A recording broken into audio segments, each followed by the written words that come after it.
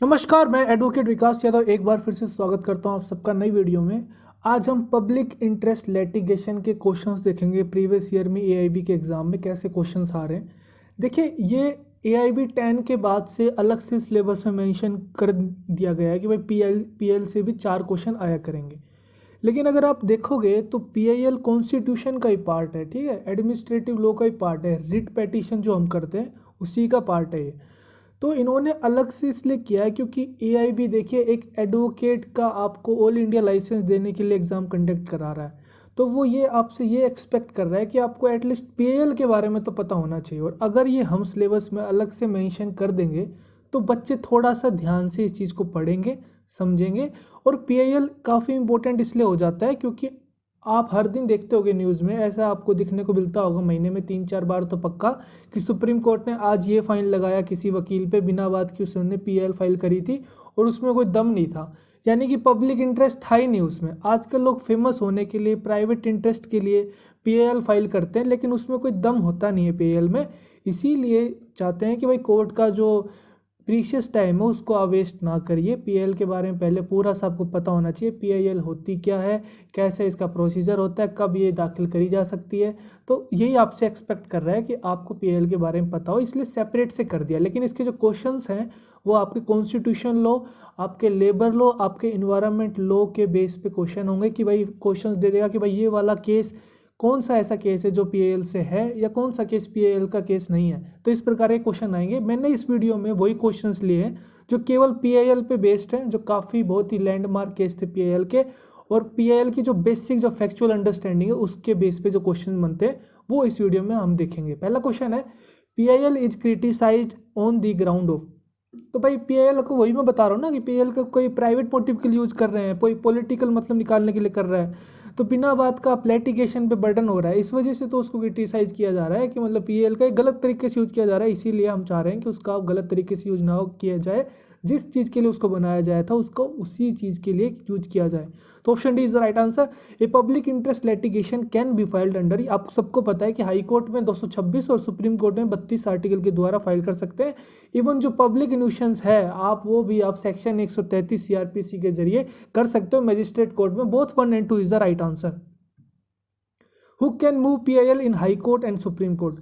देखिए, पीआईएल का जो मेन मकसद है वो यही है, इसके अंदर लोकस स्टैंडाई नहीं होता। यानी कि जो एग्रीड पर्सन है जरूरी नहीं कि वही या उसके जानकारी जो उसको रिप्रेजेंट कर रहे हैं वो ही आप पेटिशन डालोगे पीआईएल की, ऐसा कुछ नहीं है। जो भी पर्सन एक जिम्मेदार नागरिक है, अगर उसको लग रहा है कि भाई ये पब्लिक के इंटरेस्ट में मुद्दा है तो वो भी आके आके अपना पिटीशन डाल सकता है। तो एनी पब्लिक स्पिरिटेड पर्सन, ठीक है, NGO and association with public spirit, ठीक है, group of public spirited person जिनका कोई पर्सनल इंटरेस्ट नहीं है, तो ठीक है, तीनों ऑप्शन करेक्ट है। All of the above is the correct. Option D is the right answer. Which one is the case of public interest. देखिए, ये सारे केस थे, ये सारे के सारे कहीं ना कहीं विशाखावाड़े में सेक्सुअल हरासमेंट के रिगार्डिंग वर्क प्लेस में एक एक्ट बना था 2013 में, उसी को केस को देख के बना था। Minerva mill versus union of India में पार्लियामेंट जो उसको पावर दी गई है, अमेंडमेंट की पावर दी गई है, उसका मिसयूज ना करे, जो बेसिक स्ट्रक्चर उसको वोलेट ना करे, इसलिए बी वाला भी है। म्युनिसिपल काउंसिल रत्नाम वर्सेस वर्दीचंद, ये इन्वायरमेंट लॉ का काफ़ी फेमस केस है पब्लिक न्यूसेंस के द्वारा। तो ये सेक्शन 133 सीआरपीसी के बेस पे केस है। तो option D is the right answer, all of the above. Who was the Chief Justice of India when the concept of PL was introduced to India judicial system? Justice PN Bhagwati ji थे chief justice. ये 1985 से 1986 तक, जुलाई 1985 दिसंबर 1986 तक chief justice रहे थे अपने India के। In which country was the concept of PL originated. ये आपका यूएसए से लिया गया था, 1960 से ये यूएसए में लागू हुआ था। उसके बाद से अलग अलग कंट्रीज भी इसको अपनाने लग गई हैं। Public interest litigation is relaxation of which of the following requirement. सीधी सी बात है, लोकस स्टैंडाई का उसको रिलैक्सेशन मिलता है, ठीक है। और भी बहुत से रिलैक्सेशन होते हैं। एडवर्सियल जो सिस्टम अपन फॉलो करते हैं अपने इंडियन जुडिशियल सिस्टम में, वो उसको नहीं फॉलो करता, नॉन एडवर्सियल सिस्टम चलता है। और आपका जो स्ट्रिक्टनेस होती है, जो प्रोसीजर होते हैं कानून के, जो वो उनको थोड़ा लाइटली लिया जाता है ताकि इतना ज़्यादा उसको घुमाए फिराया ना जा सके, न्याय पे फोकस किया जाए, जस्टिस पे फोकस किया जाए, ठीक है। Which of the following is not a case of public interest litigation? Option A is the case of Bharati versus state of Kerala. ये आपका basic structure of the constitution के रिगार्डिंग था। बाकी सारे केसेस आप देखोगे तो वो पीएल के थ्रू फाइल हुए थे, तो वही सारे अप्रोप्रिएट आंसर माने जाएंगे। B C D is the cases under the concept of public interest litigation, and option A is not under the concept of public interest litigation. And the question is asking which is not the case of a public interest litigation. So option 1 is the right answer without any doubt. Okay, which of the following courts या tribunals can not entertain a public interest litigation? Simple सी बात है, supreme court article 32, high court article 226। और tribunals तो भाई high court को assist करने के लिए होते हैं, सबऑर्डिनेट करने के लिए होते हैं, ना कि वो हाई कोर्ट से भी ऊपर होते हैं। तो इसीलिए option A is the B right answer. हमसे पूछ रहा है कौन नहीं कर सकता, तो सी नहीं कर सकता, सेंट्रल एडमिनिस्ट्रेटिव ट्रिब्यूनल।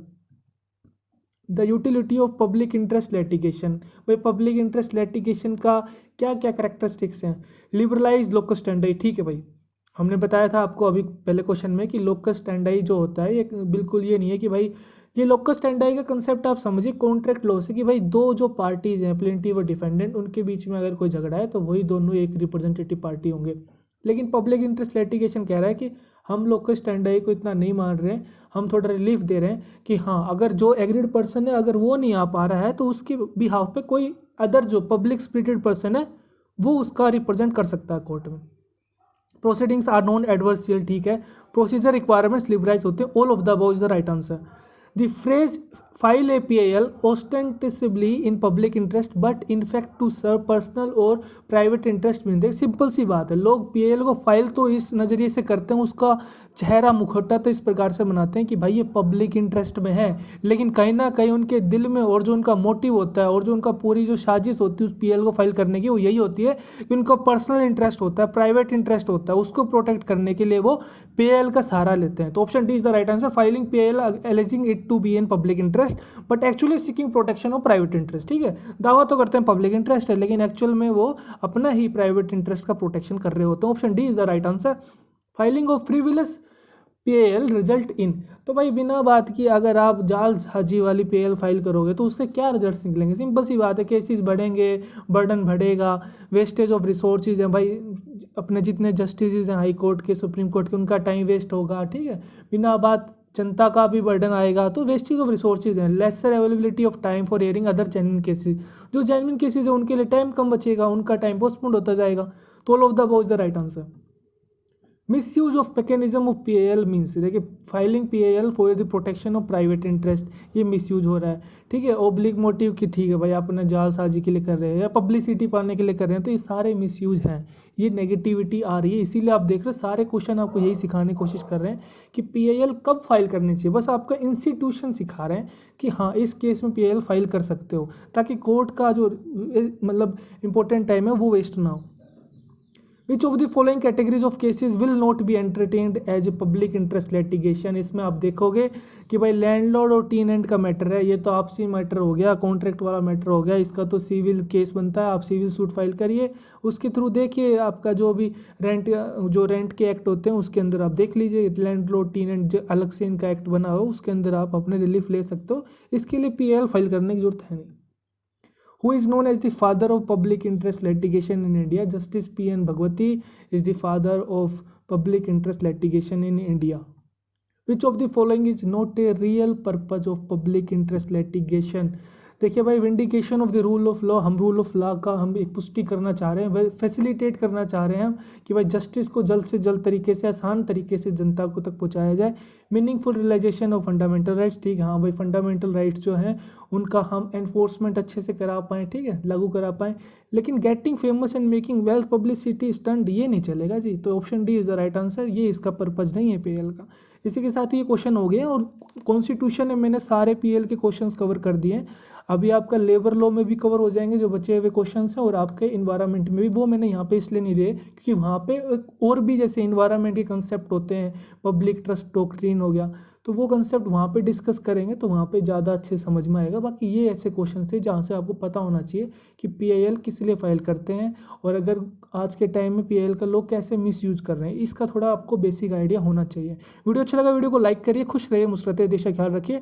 और इसके बाद हम शुरू करेंगे एडमिनिस्ट्रेटिव लॉ। इसके आपके PIL के 4 क्वेश्चन आते हैं, ठीक है, ध्यान रखना। एडमिनिस्ट्रेटिव लॉ के 3 क्वेश्चन आते हैं। जय हिंद।